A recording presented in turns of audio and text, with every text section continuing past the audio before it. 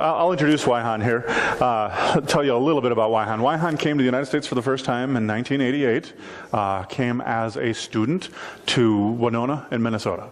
And if you're not familiar, as you saw the picture, Malaysia is on the equator, and Malaysia doesn't, I mean, it has some high points, but it's not even mountainous, that it has snow.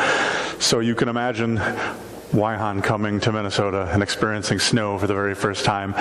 There was a kind of a pipeline of people coming to Winona from Malaysia, studying and learning, and he got connected through another friend to come back and study here. And so came and studied at Winona State, did a degree there, worked and ended up finishing a degree in HR, went back to Malaysia, did some work in HR, but really felt like he wanted to continue growing spiritually, and felt, I guess, called to America, and ended up coming back to America.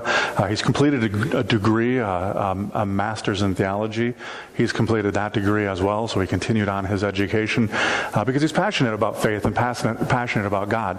The interesting thing about Waihan's master's in theology, and where I think is probably most interesting to us, is Waihan comes from a majority Muslim country, and so as he did his degree and worked on his master's, he thought, let me do something in that area of connections and relations with the Muslim world. And so he is, by training as well as by life, an expert in the categories of connecting with Muslim populations. And so he's fantastically positioned up in the Twin Cities. You may or may not know, we have a large Muslim population that has been moving itself into our own backyard here in Minnesota, literally bringing the world to us. And we'll talk about that here in a little bit. But the world has been coming to us, and Waihan, being so well equipped, has been reaching out and connecting with that population now for quite a number of years.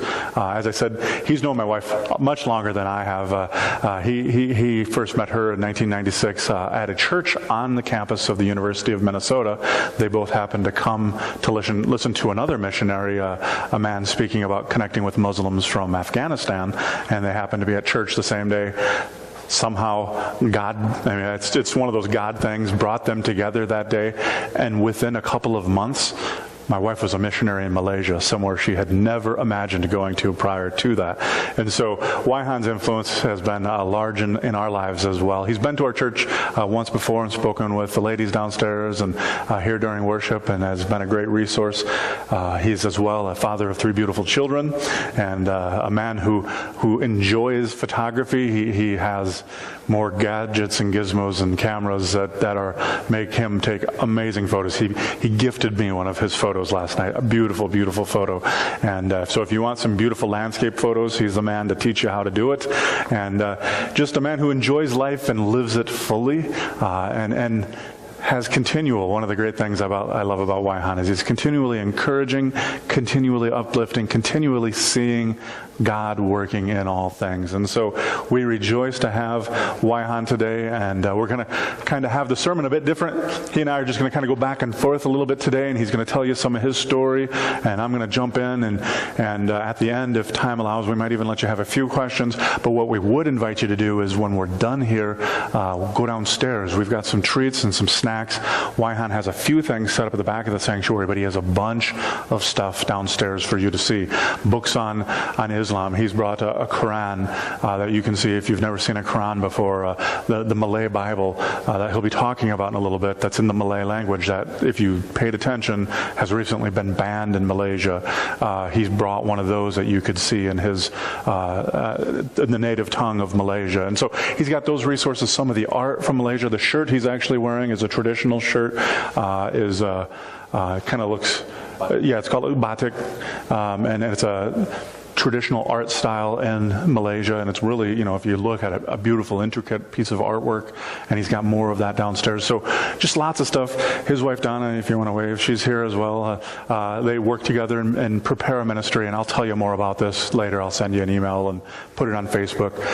But they work on campus in the Twin Cities, mostly with the University of Minnesota students, not exclusively, but mostly, because that's the biggest collection of international students. And so international students is kind of their expertise with that. Well, with that, Waihan, we've got some questions we're going to run through. Did you want to say anything before I go?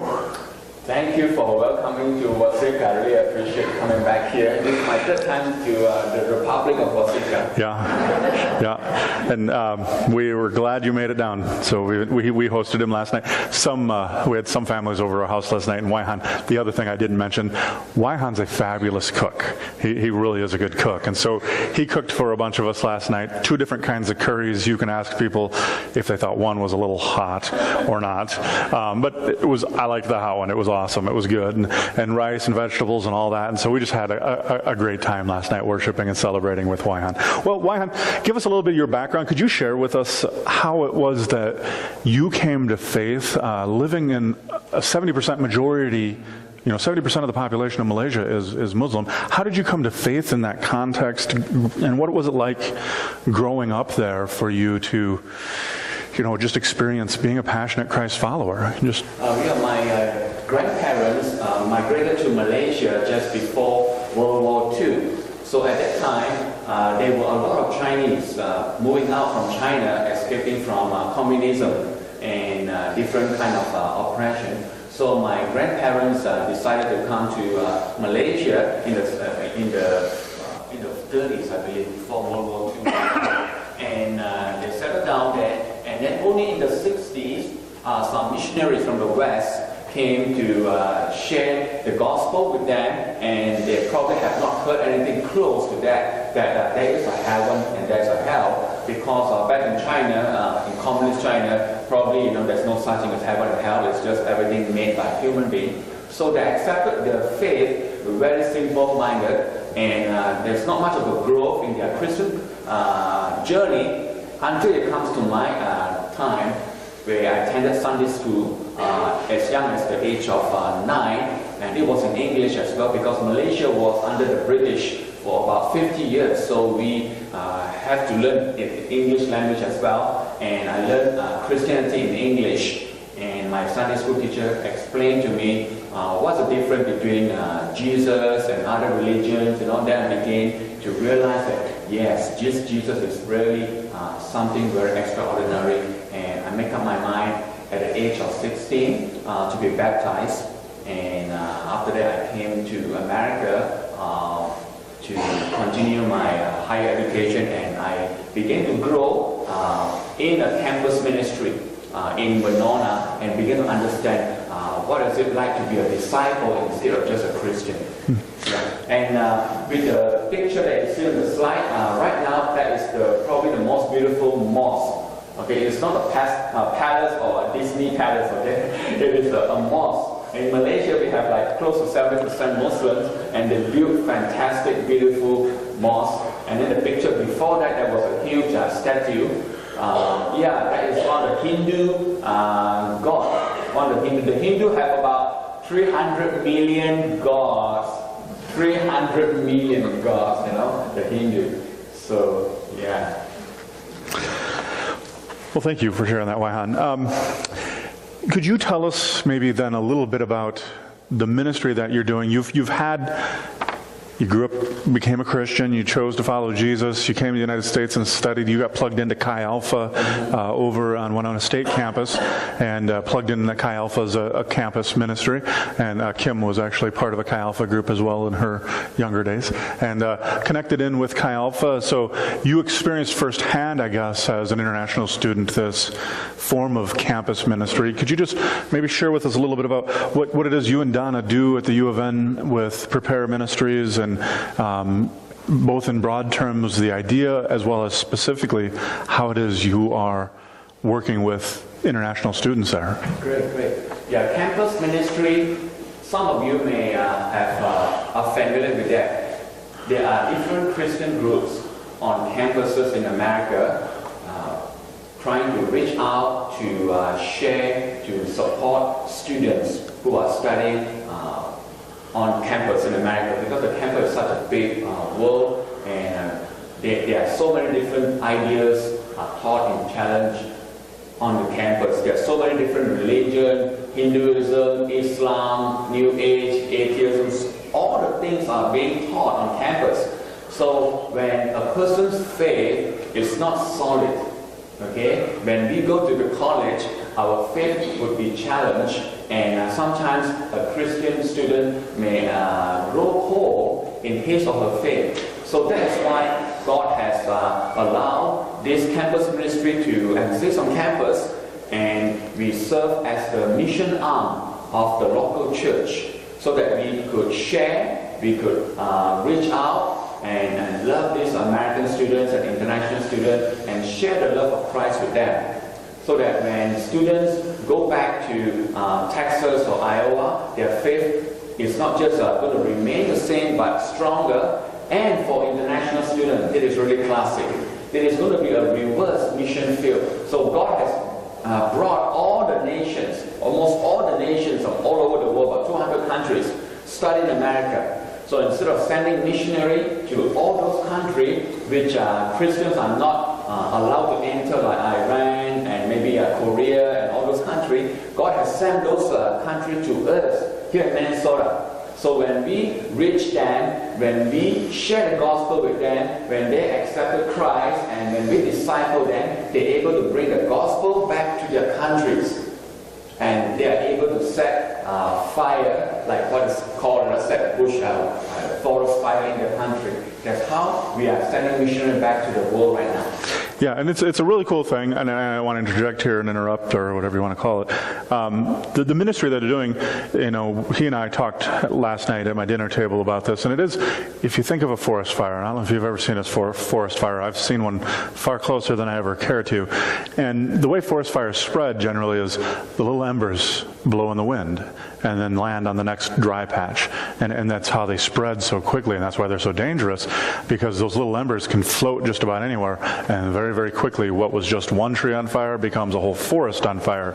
And that's kind of the approach of this campus ministry that Waihan is working with. One of the great things here, particularly in Minnesota, we have an influx of a large group of students coming in from China, particularly, is one of the groups. And so they're sending students here to be trained as doctors, lawyers, engineers, teachers, everything, dentists, all of that stuff, because we have a great education system, and they want to come and experience our culture on top of that. So they're here to learn, and it's a relatively short window of their life they're here.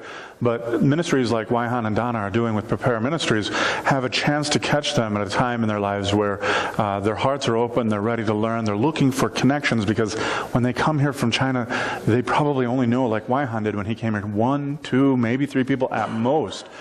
And I remember when I moved to the Twin Cities, okay? This wasn't all that long ago in my life. I went to the Twin Cities for seminary, and I moved from South Dakota to the Twin Cities, and I'm not kidding, I knew one person out of 3 million people. It was a little intimidating to move to the Twin Cities, and they spoke my language, and they looked like me. Whereas we have students coming from China to the Twin Cities who have never navigated our roads, who can't read our signs, who don't know where to go to find good food, they don't know how to go buy groceries, they speak English, but it's not their primary language, and so there's a number of challenges, and then you plop somebody like Waihan in front of them who speaks Chinese, who looks like them, who has a heart for the gospel. He does. He doesn't look like me. That's okay, we can say that. So he looks familiar. He looks comfortable. He can speak into their hearts in a way that their hearts aren't ready for, big white Pastor Chris to come and talk to them. So he overcomes cultural barriers immediately that I have to overcome if I'm in the same context and role and setting. And so he is uniquely gifted. We're very blessed and thankful that we have people like Waihan who can come in and speak into their hearts and minds and be representing the gospel and advancing the gospel. And as he said, it's like a reverse missions field. God has sent them to us. Matthew 18, go therefore and make disciples of all nations. Well, sometimes the go is just go to your backyard. They're right here. God has brought us the Hmong. God has brought us the Chinese. God is bringing us students from India. God is bringing us students from all over Southeast Asia into the Twin Cities. And so we have this amazing opportunity to invest just locally. And then when they go back as Christians. They go back to be a doctor, but they're a Christian doctor. And everywhere they go, it's like planting seeds of the gospel. It's kind of like that little bit of flame from that forest fire. And you never know where one of them is going to spark another fire. And so it's an exciting opportunity that Waihan and Donna get to be part of, kind of the front lines of college ministry with that. And so really cool work. I appreciate the work Waihan's been doing for a long time, and we're glad you get to do that, Waihan. So that's why we want Waihan to be here, to tell his story, to get your support in that so that he can continue on doing this work that they are doing. Well, we'll transition here. Next question, unless you've got something you want to throw in there. Yeah, I just want to thank a lot of American churches that have been reaching out to international students. I was one of them too when I first came. If not because of the American pastors in Winona that reached out to me and discipled me, I'll probably just be a very mediocre kind of Christian. So you can play an impact by reaching out to immigrants who walk into the street. Who knows? God opened the door because this Jesus is a real deal, and that's why we are doing this, what we are doing. Thank you so much. Yes. Well, Waihan has a really interesting story that he's going to tell you now. About 2 years ago, Waihan and Donna got married, okay? And they decided to go back to Malaysia for just a 2-week brief little trip to Malaysia and do a few things there. And I don't know if Donna had ever been there before. It was probably your first trip. Yeah, her first trip back to Malaysia. They were newlywed, and go check things out and do a few things. And their plans were a brief trip of 2 weeks, all right? So Waihan, would you tell us a little bit about the story about what happened and how you got stuck in Malaysia for 16 months instead of 2 weeks, and how you had to send your wife home without you, and you had to stay behind in Malaysia. You weren't able to come back to America as you planned at the end of those 2 weeks. Just tell us that story, because it's amazing. Yeah, God has been so real. When going get tough, that is where our faith will become real. So when we went to Malaysia, I didn't realize that my missionary visa would not allow me to come back. And we just want to double check that. So we went to the U.S. Embassy in Malaysia, and he said that we need a new visa, immigrant visa to come back, or a permanent resident. So we asked them how long the process would take, and sometimes they couldn't give us the exact answer. And then so my wife came back by herself after 2 weeks, and she started the process, consulting a lawyer, and it took about 16 months for the whole paperwork to get kicked in and processed. So while I was in Malaysia, I wasn't really prepared for that. To be delayed for 16 months. He'd packed a week's worth of clothes and ended up spending a year and a quarter. Yeah, so I ended up having to buy new underwear. Yeah, so they didn't have fruit of the loom there, so. Okay, it's a church. So, my first instant reaction, I feel very down, feel very discouraged. I said, oh God, this is really not something I planned for. And of course, my new wife wasn't feel very uplifted as well. And of course, my friend in Malaysia feel, yes, your wife is back, but I need to go back, to the States. I work there.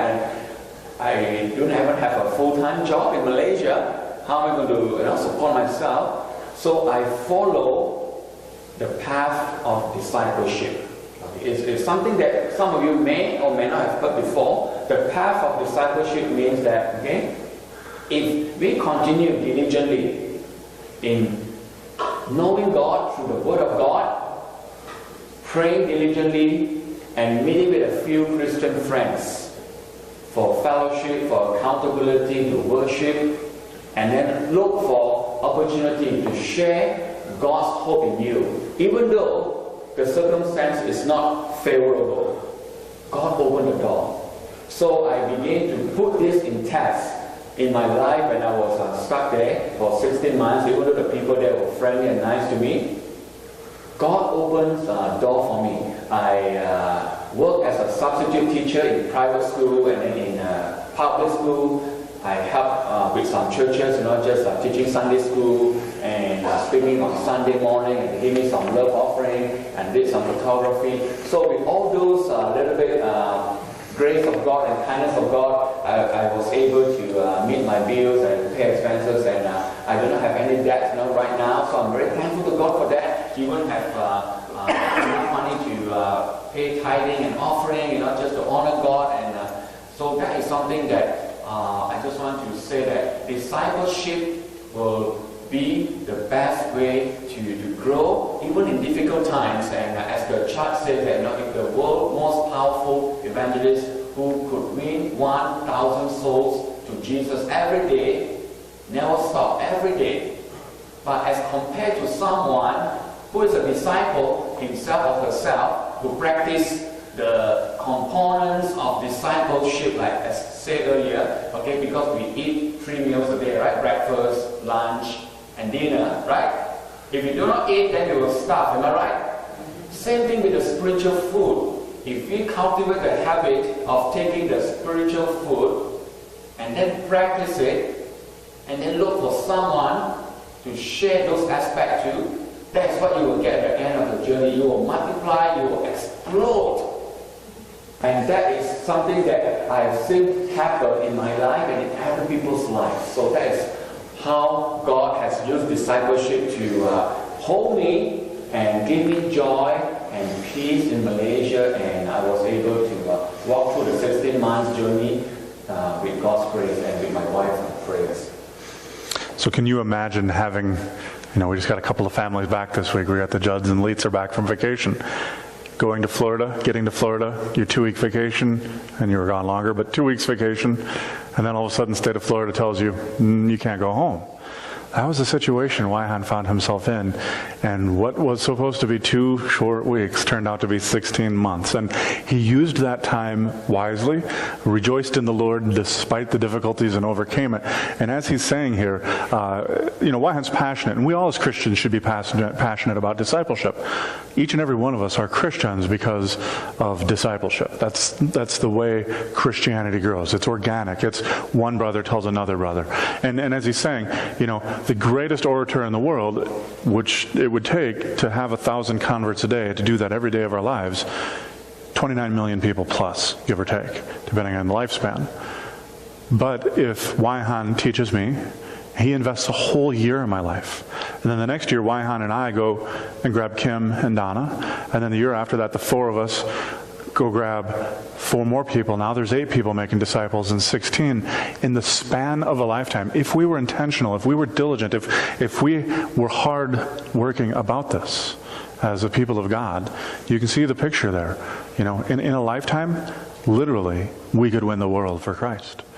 There's no excuse why we couldn't. There's enough people. We just have to be intentional. We have to be working hard at this. This is one of the reasons I'm excited to have this discipleship conference coming. Discipleship is not a scary thing. Discipleship doesn't mean you've got to be Billy Graham. Discipleship doesn't mean you have to be specially equipped. Every single one of us as followers of Christ are a disciple. And so that's one of the commands in the Bible. We see it in Matthew 28, John 15. This idea that God has equipped us and God has called us to share our faith and love. And that doesn't mean you got to be some scary, yell at people on the street corner about Jesus kind of person. No, what Waihan does, and particularly what Waihan does that's very effective, is he connects and has a sit-down one-on-one. He goes and has coffee with somebody. How many people like to have coffee with someone? Or he goes and has a meal with someone. Or, he goes and sits with them and just spends an hour talking with them, hearing their story, sharing his story, opening up a little bit about the Bible, testing the waters, seeing if they're interested. If there's a little bit of interest, he shares a little bit more. If there's a lot of interest, he shares a lot more. If there isn't a whole lot of interest, they have coffee and he invites them back again. And he's winsome, he's friendly, he's loving. And this works into people's hearts. And pretty soon, he's telling them about Jesus. And he's changing their eternity. And he's changing our world through the work that he's doing. So it's a very cool, very awesome thing. This is called relational evangelism. It's the way my heart is wired to do evangelism. I love relational evangelism. So that's why we're excited to have Waihan here sharing with us today. And it's really good stuff, because maybe you want to talk a little bit more about why this is so important. We live in Minnesota. We're in the middle of America. Right? But yet, as we talked, God is bringing the world here. Tell us about some of the people you guys are connecting with in the Twin Cities and why this is so important. Yeah, God has brought a lot of different immigrants to Minnesota, all right, over the last 20 years. And the picture that we see is actually from my high school, all right. So I believe the immigrants are moving out from the cities to the suburbs. And I believe many of them slowly will come up to a smaller town. And God loved all these people. Okay, and it is hard for me as a Malaysian to think about the concept that God died for the Muslims, God died for the terrorists, and it took me a long time to grasp that understanding. You know, God loved a former terrorist called Apostle Paul. Yep. He was a terrorist. So when I begin to understand more of God's richness and His love, I began to see how God reached out to me through different Americans, Christians when I first came here, and that really impacted my life to want to be involved in ministry to different culture. And in the Twin City, we have contact tables at the U of M. So every Wednesday from 2 to 5, my wife and I will be sitting behind the tables, and we have some candies and some Bible tracts, and we will pray, and then we will just greet students that walk past by. And so there will be different groups doing that. There will be Campus Crusade doing that, Navigators, the Muslim group, the Hindu group, you know, it's all like a buffet, okay? Come as you want to eat, all right? So we managed to meet some Muslim students from Oman. So my wife and I and some Christian friends did some friendship activity with the Omani students. So not all Muslim students are scary, you know, type. So some of them are very friendly. We met some Chinese students from China and some Indonesian Muslim students from Malaysia. So I had a chance to meet with them for coffee, talk about education, and we invited some Chinese students over to a church house 2 days ago for a Chinese New Year meal. Allow them to teach us Chinese so that they feel that they are in control and we are learning, you know. So we kind of do some reverse role play and just to start with friendship. But the whole idea behind is Jesus loved these people. We are not doing this because we couldn't find a job. You know, say, oh, pity me, I want to be a holy Christian, and I want to be on campus. No, Jesus loved these people, and Jesus is coming back. If Jesus is not coming back, then I'm not going to do this. I'm going to be playing basketball like Jeremy Lin, you know. Yeah, North Korean leader. I'm going to shave my head and maybe be a fake evangelist like Francis Chan, you know, something like that, right? So because Jesus is coming back, and the signs of the end time are all so obvious here, like Matthew 24 says, that's why we are so gung-ho to do this, and we are doing it together with you. Right? Just like in the military, you know, people back home supply the ammunitions and the guns. So when we come to church, we share this story with you. You are our supplier. You supply with prayers. You supply us with weapons, spiritual weapons, you know, financial support. So that when we are on the mission field, we know that back in Wasika, little town in Wasika, okay, that there are people praying for us, and that's why we are there.